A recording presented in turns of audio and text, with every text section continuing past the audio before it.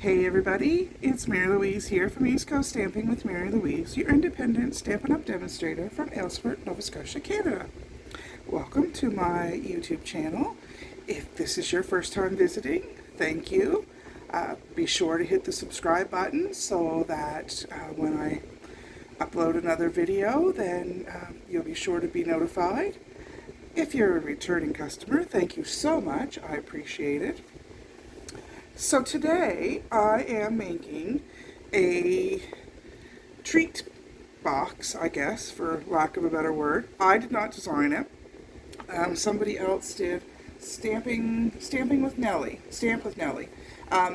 She actually made a Christmas variation, and I'm going to make a Halloween one. So just because when you happen to scroll through Facebook, Pinterest, blogs, YouTube, that it shows one particular season or type of designer series paper or die or whatever, you can certainly make it to whatever you need and have. So this is the size of it. It kind of folds together at the top like a milk box, and it's not huge, but it's cute. It's just enough for a little treat. So we're going to show you how to make it, hopefully, if I don't confuse you too much. So I have a piece of basic black cardstock here, and it's cut at 8.5 by 6. I'm going to bring my camera up just a little bit more. There, now you can see the whole thing. So it's 8.5 by 6, so you can't get two out of one piece of paper, but that's okay. So with your 8.5 by 6, you use your either your scoring scoring plate. Oh gosh, I'm bad. Anyway, or you can use your paper trimmer. I just have a paper trimmer, so that's what I did. So on the long side, you're going to score it at 2, 4, 6, and 8. So I hope you can see those lines there. So 2, 4, 6, and 8 on the long side, and then you're going to flip it around, and you're going to flip it around this way. So you're going to do 2, 4, and 5 1/4. So 2, 4, and 5 1/4. So then, just to confuse you a little bit more, you're going to put it back onto the long way. Flip it around again one more time, and you're going to do 3 and 7, but these marks are only going to be as far as the first score line. Okay, just as far as the first score line. Then, using whatever you have, I have used my bone folder. I've also used the scoring end of my take your pick tool, and I just put that piece of paper away. You can use a ruler. I used the cut-off piece of my cardstock, whatever that's straight, and you're going to score. So this is the 3 line, and it stops at the first score, and then there's the next one. So you're going to make like a triangle. So you're going to score from the 3 line over to the corner and over to this corner, and then also on the 7 that you've created. So you're going to go here and here. Again, I put my piece of paper away. I don't have anything handy to show you, just in case you need a little bit more. Okay. So it was 2, and then you run your score blade down, 4, and you run your score blade down, 6, and 8. So that left you with a little piece here, because remember it was an 8.5, so you got a 1/2 inch here. And then you have 2 and score, 4 and score, and then 5 1/4 and score.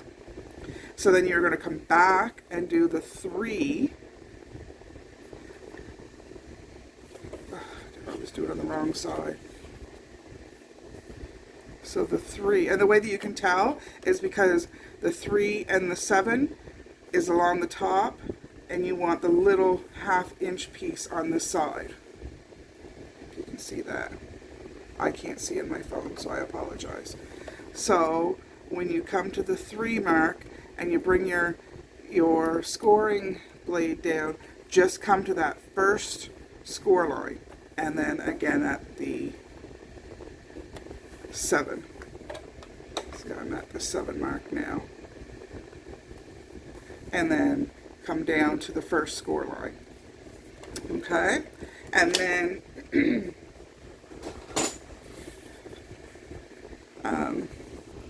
you're going to just come from, that's the 3, this is the 7, and you're going to go to this corner and score, and this corner and score, this corner and this corner. So what that does is that makes your, that makes this crease in your little milk box. Okay? So now with your bone folder, you want to crease all of your score lines. And you want to do it really well because this is what's making your milk box, and you want it to be sturdy but yet pliable when you want to put it together. Okay? So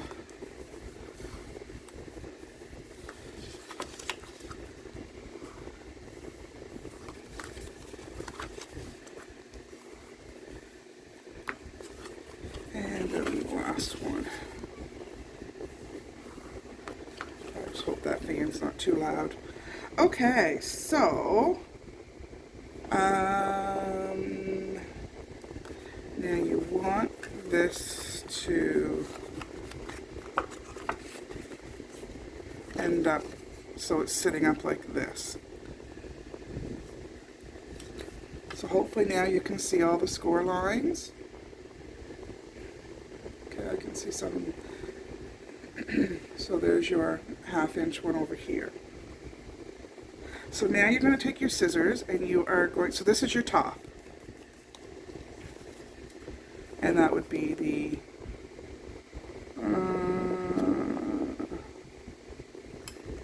so these two are the bigger sections, and this is the top one. So now you're going to cut up from the bottom on the score line to this score line. 1, 2,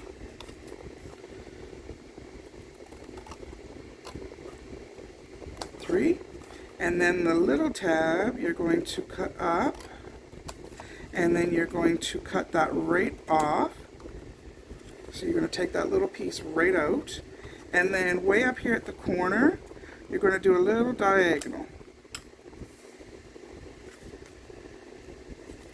I say diagonal, not Diagon Alley, because you know that got Harry Potter in trouble. Alright, so now we can start putting our adhesive on.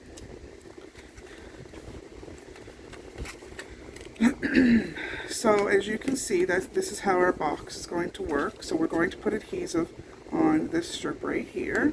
So I'm using my Stampin' seal. You can use liquid. I like to use, like, this stuff is really strong, so there's no chance of it coming apart. So see, there's our box is starting to form.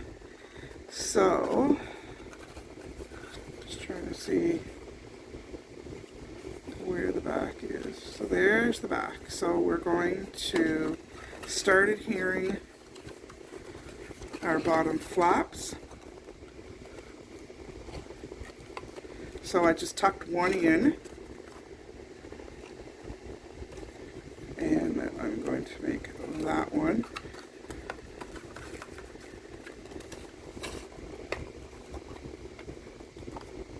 And then that one. And I mean, unless you're going to put like something really heavy in it, it's just for, you know, candy or whatever. Now, I don't have any treats bought yet, so I'm not going to be able to fill mine.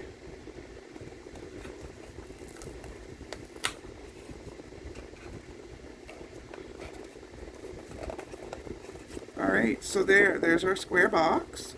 All right, we're getting there. So now we have some little pieces of designer series paper. So we have 4 pieces cut at 1 3/4 by 1 3/4, and 2 pieces at 1 3/4 by 1. So this paper is the Celebrate Everything, which is the free paper for, well, no, not free. It's hostess only. So on your unscored, see, we've got our triangle for our lunch box or our milk box, and then we have unscored. So the smaller ones go in your unscored. I'm starting to find it warm, and off comes the glasses. So we'll see how this works.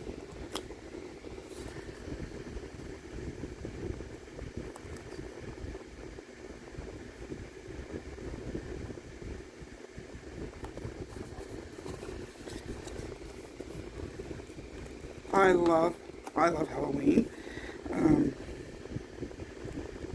My oldest daughter was born on November the 1st. I went into labor on Halloween night.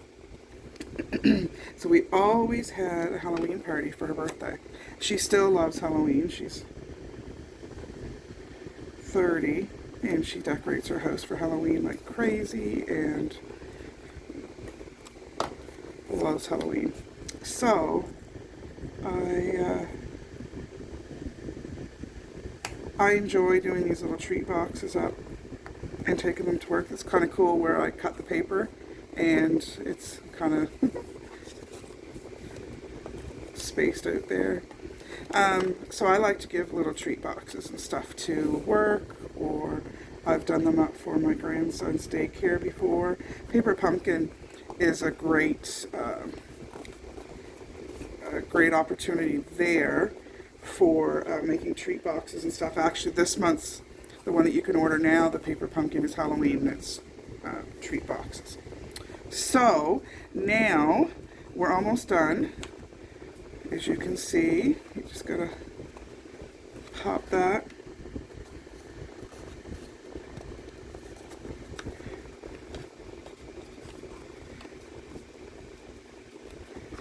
Oh, I didn't score that quite as good as I should have. And that's why it's so important.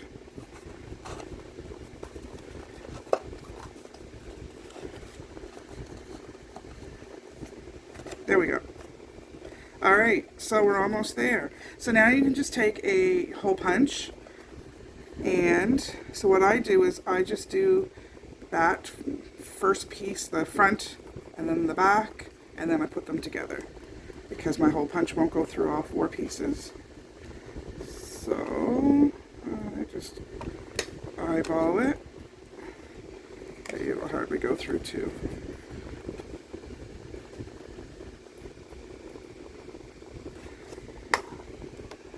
There we go, there's the snap. And then once I've gotten my first hole through, then I line up my second one. No. Okay, I'm going to pull it just close enough to me that I can see what I'm doing.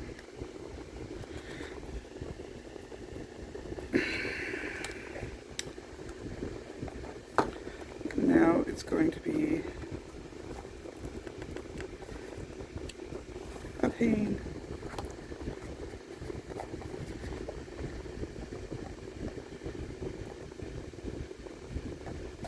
There. I've never made one with black before, so it's really hard to see the black on black, and then there's a shadow from my hole punch. And then when I get in there, I need to get a good grip. Alright, well, I'm going to move on. Because clearly I don't need to struggle with this while I'm on camera. I don't know why it's giving me such a hard time.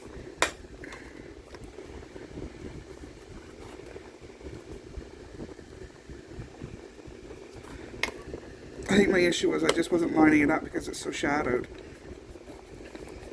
I think, there, my light wasn't all the way on. Oops, we're not going to try all four at once. There. Now I can see much better. Yeah, my light wasn't all the way. It's one of those swipe. There. All right. So, so speaking of paper pumpkin, I had to resort to an old kit that I don't know how many. It's been at least 2 years ago, and that's where I got my trick or treat. And I have a piece of basic white, and that is 1 1/4 by 1 1/4. So I'm going to stamp that in pumpkin pie.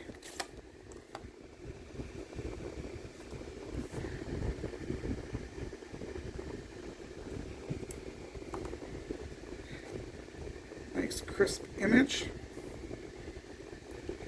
And then I'm going to use one of my blending brushes, and I'm just going to put a little bit of color on that.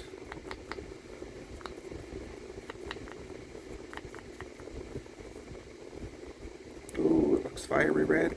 Or it looks like candy corn. Your choice. Alright, so put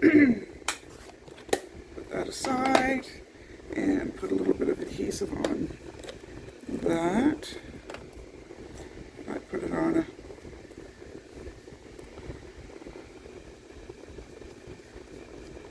top, kind of looked a little bolder in color.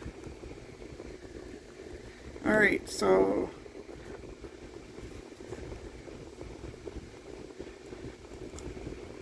put it on a diagonal.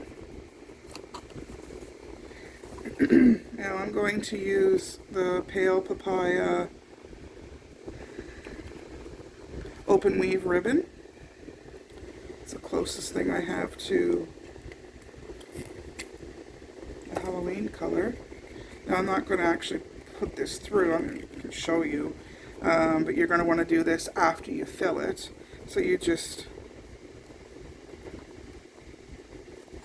weave your ribbon through.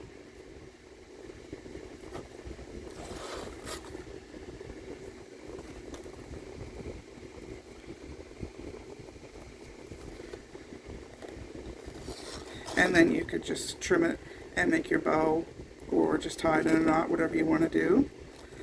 So yeah, there's your little guy. Isn't that cute? So there's the one I made with the Christmas